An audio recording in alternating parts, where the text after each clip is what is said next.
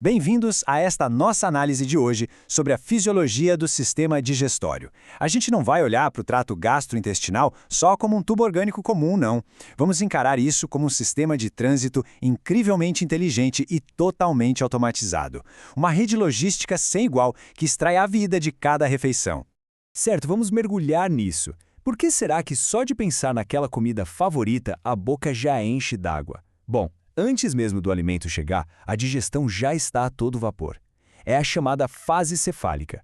Só o ato de imaginar ou sentir o cheiro de um prato já ativa o sistema nervoso parasimpático através do córtex cerebral e do hipotálamo. Então, essa água na boca é na verdade uma resposta fisiológica puramente mecânica, já preparando as vias de trânsito para receber a carga. E o que coordena essa logística toda? É o que costumamos chamar de segundo cérebro. O nosso intestino tem um sistema nervoso próprio, o sistema nervoso entérico. Para se ter uma ideia, estamos falando de uns 100 milhões de neurônios localizados inteiramente ali, na parede intestinal. É praticamente a mesma quantidade de neurônios que existe em toda a medula espinal humana. Seção 1. O nosso segundo cérebro. O controle entérico e autônomo. Vamos ver rapidinho como esse centro de comando dita os movimentos e as secreções do trato digestório. Esse segundo cérebro opera localmente e se divide em duas redes principais. O plexo miontérico atua como se fosse o motorista da rodovia, controlando o ritmo e a força das contrações musculares. Já o plexo submucoso é o químico de plantão, ajustando as secreções locais. E, pairando sobre eles, o sistema nervoso autônomo funciona como um controle mestre, capaz de acelerar ou frear a operação inteira. E essa dinâmica de aceleração e frenagem é fascinante. O sistema parasimpático, focado em descansar e digerir, usa acetilcolina para estimular as funções. O simpático, por outro lado, usa norepinefrina na lógica de lutar ou fugir e paralisa os movimentos. Pensem num exercício físico intenso. Os sinais simpáticos cortam o fluxo de sangue do intestino e mandam direto para os músculos. Isso ilustra brilhantemente porque ir malhar pesado logo depois de um almoço caprichado dá aquele desconforto terrível. O trânsito literalmente para. Seção 2. A jornada começa na boca, a baia de carregamento. Com os comandos já estabelecidos, vamos acompanhar o início físico da jornada do alimento. A mastigação faz o trabalho de triturar fisicamente, claro, mas também mistura a carga com cerca de 1 litro de saliva que produzimos todos os dias. E olha, saliva está bem longe de ser só água. Ela carrega alfa-amilase, que já começa ali mesmo a degradar os carboidratos, e também mucina, que é uma proteína fundamental para lubrificar e proteger os tecidos por onde essa carga vai passar. Aí vem o momento de engolir, a deglutição. E é aqui que a gente vê uma complexidade involuntária gigantesca para evitar que a comida vá para o destino errado, ou seja, para os pulmões. O palato bloqueia a cavidade nasal, a epiglote tomba protegendo a traqueia e o esfíncter esofágico relaxa. Tudo coordenado milimetricamente num piscar de olhos. E isso ilustra brilhantemente a precisão mecânica do corpo humano.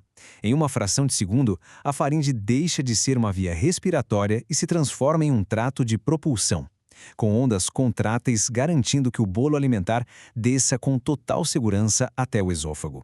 Seção 3. O estômago e seus ácidos. O reator químico. A carga despenca e chega agora nesta temida estação de processamento intenso. A porta de entrada do estômago é guardada pelo esfíncter gastroesofagiano inferior. Ele tem que relaxar só o suficiente para a comida entrar, nem mais, nem menos. Manter esse esfíncter bem fechado depois é absolutamente crucial. Por quê? Porque o ambiente lá embaixo é extremamente ácido e a gente precisa proteger o delicado esôfago de queimaduras, o famoso refluxo. Dentro do estômago, a coisa é hostil por um excelente motivo. As células parietais despejam ácido clorídrico, derrubando o pH para níveis absurdos. Paralelamente, as células principais liberam pepsinogênio. Mas como o estômago não derrete a si mesmo no meio de tudo isso?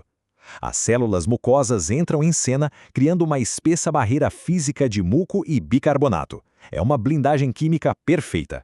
A genialidade do estômago fica ainda mais clara na digestão das proteínas. O pepsinogênio é secretado totalmente inativo. Pensem numa daquelas canetinhas infantis de colorir, mas com a tampa. Não risca nada, é totalmente inofensiva. Mas quando entra em contato com o ácido clorídrico, é como se a tampa fosse retirada com força, transformando em pepsina ativa. É assim que o estômago dissolve as proteínas sem destruir a própria parede, Muito esperto, não é? Seção 4. Pâncreas e fígado em ação. O dispensário químico. Saindo desse reator gástrico, a massa de alimento, agora chamada de quimo, entra no duodeno. Neste exato ponto, todo aquele ácido perigoso precisa ser desarmado o mais rápido possível. A magia endócrina acontece agora. O intestino percebe o ácido e solta hormônios na corrente sanguínea. A secretina viaja e manda o pâncreas soltar bicarbonato para neutralizar a acidez rapidamente. Já a colecistocinina ordena a liberação das enzimas digestivas. E assim como lá no estômago, essas enzimas viajam inativas, os famosos zimogênios, garantindo que não digiram o próprio pâncreas pelo caminho. Ao mesmo tempo, a bile entra em cena. Produzida sem parar pelo fígado e guardada na vesícula biliar, ela atua literalmente como um detergente molecular.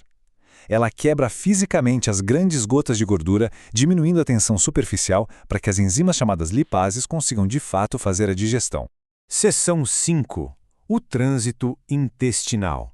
A linha de montagem final. Com a química ajustada e os nutrientes triturados, adentramos a vasta linha de montagem e absorção. Então, o ponto crucial é: como o quimo continua se movendo sem a ajuda da gravidade? O segredo é a peristalse. O sistema nervoso entérico orquestra, de forma supercontínua, ondas contráteis coordenadas e rítmicas por toda a musculatura lisa. Funciona da seguinte forma: a contração acontece logo atrás do bolo alimentar, empurrando para frente, enquanto a região logo adiante relaxa. É um movimento muito metódico. No intestino delgado, a carga avança mais ou menos 1 centímetro por minuto, bem devagar mesmo, garantindo tempo de sobra para o corpo conseguir absorver todos os nutrientes vitais. Aí o que sobra do quimo chega ao intestino grosso, e aqui a estratégia muda de figura radicalmente. A prioridade agora passa a ser a absorção de água e eletrólitos. Acreditem, recuperar esses fluidos e minerais é vital para o nosso balanço interno e sobrevivência. Para isso, o intestino promove as austrações, formando espécies de grandes sacos contíguos de mistura para maximizar essa reabsorção hídrica extrema. Vamos avançar e ver como isso se constrói. Essas contrações, as austrações, amassam e rolam a matéria de um lado para o outro incessantemente. O objetivo? Expor repetidamente as sobras líquidas do quimo à parede intestinal. É um esmagamento meticuloso que garante a absorção de água e eletrólitos indispensáveis de volta para o sangue, secando e consolidando a matéria gradativamente. É uma engenharia de reciclagem simplesmente perfeita. Porém, de 1 a 3 vezes ao dia, essa mistura lenta e suave dá lugar a algo bem mais vigoroso: os movimentos de massa. É uma onda peristáltica absurdamente forte que impulsiona todo esse material já consolidado e sem água lá para o reto. O ciclo de processamento de trânsito chegou ao seu fim natural. É simplesmente fascinante, não acham? Sem um único pensamento consciente, esse sistema de trânsito intrincado extrai a vida e os fluidos de cada refeição de forma impecável lá nos bastidores da nossa consciência. Fica a provocação final. Enquanto a gente conversa aqui, o que será que o nosso segundo cérebro está decidindo fazer exatamente agora? Um grande abraço e até a nossa próxima análise.